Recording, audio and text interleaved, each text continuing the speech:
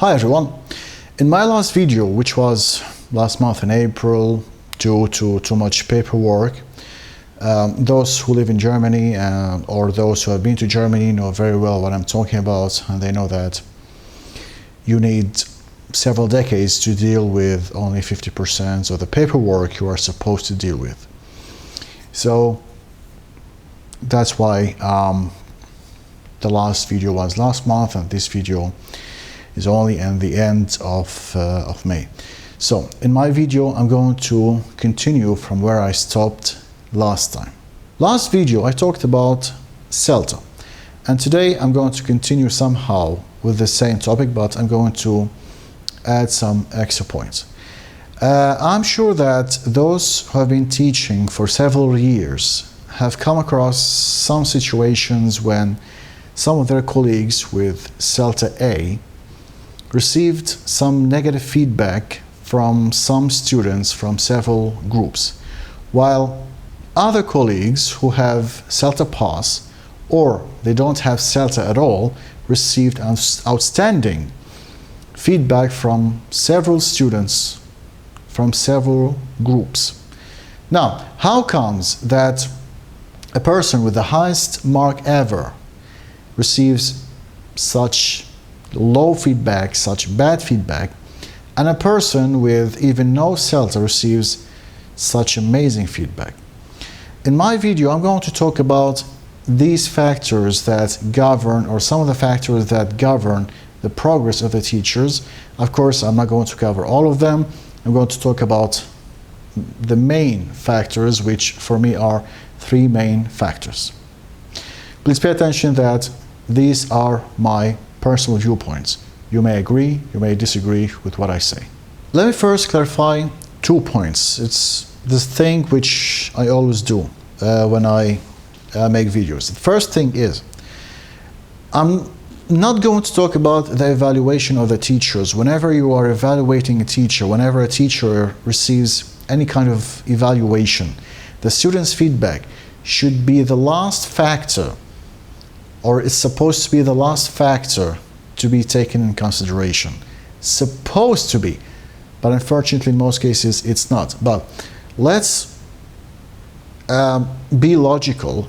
The student's feedback should not be taken in consideration for some reasons, or for the reasons which I'm going to talk about in my next video, which I hope won't take much time.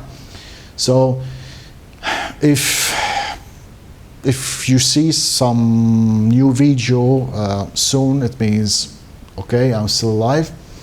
If you don't see my next video soon, or after some time, it means I have had a heart attack, and because of the routine and bureaucracy here, and now I'm with the angels. Or hell, I don't know. The second point is, I'm not going to talk about the unfortunate people who had to relocate because of some forced reasons, because of the wars, because of some unpredictable factors or unpredictable reasons. I'm going to talk about those people who were lucky enough to be born in a peaceful land, and they didn't have to spend all of their lives running from one war into another and then running again. So these are, or this is the group, the exact group of people or teachers I'm going to talk about in today's video. 1. Teaching isn't your main source of income.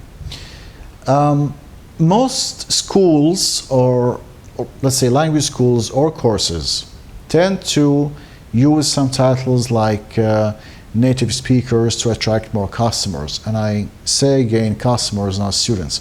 And I'm not going to talk about this point of native speakers, because nowadays is a trend and there are dozens and dozens of people who have been talking about that. You can simply go and watch them. So I'm not going to talk about this point. Some of them could be university professors or university lecturers. Now, please, I'm not underestimating the knowledge of university professor. I'm just discussing and trying to find some points, some weakness points.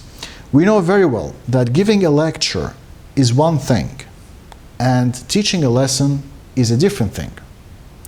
They are not the same. They are completely different. Now, I wasn't going to include this reason, but it happened with me personally, and so I think I should include it in this video. When there's a native speaker who is also a lecturer in one of national universities in the city, these titles will attract, of course, will attract more people than a person with not only with CELTA A with several years of experience, but even with Delta. Again, if you don't know what Delta is, you can just Google it. During one of my lessons, when I was substituting a teacher, the students were surprised when they had to work together in groups or in pairs, when they had to answer questions, when asking them about the vocabulary, about some grammar points. They were also surprised when they could see their mistakes 5 or 10 minutes on the board before the end of the lesson. Now, those with CELTA, write in the comments, does that ring a bell for you? After the lesson, the student told me that during the teacher's lesson, they felt as if they were listening to a lecture. The teacher simply gave them a lecture, and the only thing they could do was just sitting and listening to the teacher. And the only thing I know about the teacher I was substituting was her name. So I decided to turn into Sherlock Holmes, and I asked Dr. Watson, who was at that time Google. I said, "Good morning, Mr. Watson.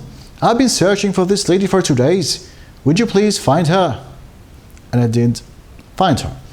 And I found out that she was a university lecturer in one of the national universities in the city, and it was her main job. She had a full-time contract with that university, while what she was doing in the courses was simply giving some part-time job. So she simply took the job with full contract, the job which she would do most of the time, to the lesson. Again, these titles, native speaker, university professor, or lecturer, or teacher, these titles are really attractive. People will be attracted to them, and they will simply say, "Yeah, she's a native speaker, teaches at university. I'll speak perfect English in 2 days," which you all know is impossible.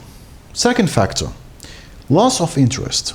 A lot of people reach a level when they are no longer interested in teaching. They no longer find themselves into teaching, even though the teaching brings them some kind of good income and it allows them to have a good life. I'm not saying a perfect life, but a good life and good income. Even though they are good teachers, they have experience, people like them, or at least most people like them, but they simply lose interest. Some of them, they like to change their career now and then. Some of them like to search for another profession in another field of job, and they simply don't want to continue what they are doing. The same thing could happen not only with teaching, but in any other profession. Maybe they had a profession in the past, and then they, out of sudden they decided to take up teaching, and then they felt bored and they wanted to change another one, and then another one, and so on and so forth. These people, they don't have some kind of bad emotions to teaching. They simply don't find themselves in one place for a long time. Even though they attend a lot of seminars, a lot of work sessions, they might read some books, but the fact they are no longer interested in doing what they are doing, there will be forever a wall between them and any new piece of information. That wall which will prevent any piece of information from penetrating through it. They will simply push back anything new, not because they don't like what they're reading or what they are listening to, despite the fact it could be one of the reasons, but it's definitely not the main reason. They will not get any benefit from that, no matter how much they try, no matter how much they try to push themselves. That's it. It's the end. The third factor, too many changes. Let's agree that not only the teaching methodology has been changing, but also the work and which we do before and after the lesson. Before the lesson, while we prepare for the lesson, after the lesson, when we have to write some kind of reports or comment on a few things. Some teachers will not understand why we are making some changes, or will not see any benefit from these changes, because they know one way, one methodology, and they always use it all the time. And since we're getting good results, so why do we have the change? Well, it's not only because they don't like the changes, which could also be a reason, but they are simply not capable of understanding why we need to make such changes. For them, we are going around the circle, going around and around and around, and we see no end for it, and they will not be able to get anything new. Not because they don't want, it's simply their capacity. Now, let's imagine that we have a memory stick of 4 GB.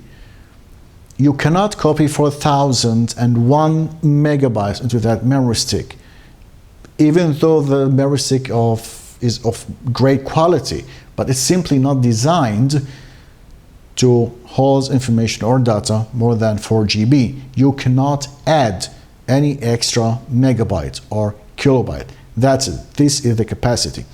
And that is what happens with this group of teachers. Sorry, I had to change the position of the camera a little bit. So, the last thing I would like to comment on is giving some suggestions to the people who are trying to make changes, trying to improve education, trying to improve the learning process, which is essential and important, and I believe we should do it. We should always do it, not to change once and then we stop. It's a continuous action. But in my experience and the way I see it, it's important to know when, how, and how much we should change. They are as important as the change itself. We must know how to divide these changes. I believe they should be made by portions, not to wake up one day and then tell the teachers, hey, good morning, we have some changes, we have made some changes, and here they are, we do this and this and that, and you should apply them from now on, and that's it. I don't think it's going to work. The teachers will, or at least most of them, even though they say, yeah, we understand them, we like them, we believe they are important, blah, blah, blah, believe me, don't believe them. They don't like them. And of course, again, I'm talking about the majority of the teachers. For them, they will say, okay, we have made changes, or we made changes last month, and now we have some changes, and these changes will be changed in the future, and then it will change and change. Why do we have to abandon one way or change the way we are teaching, as long as it brings good results? And then after we get used to it, there will be another change, and then another change, and more changes in the future, and the circle goes around again, and it's just endless. We don't see a reason for that. So I believe, again, they should be divided into portions. The teachers must understand why each single change is important. Those who make the changes, they should try their best to make these changes as easy and simple as possible, even though some changes might look difficult to understand or difficult to apply on the process itself. But I mean, this is our job. That's why we are doing what we are doing. In the end, these were the factors which I believe might slow down or prevent most of the teachers from getting more experience, from improving their teaching skills, from improving their teaching methods. Of course, I didn't talk about all of them, and again, they were my personal points. You may agree, you may disagree. It's something normal.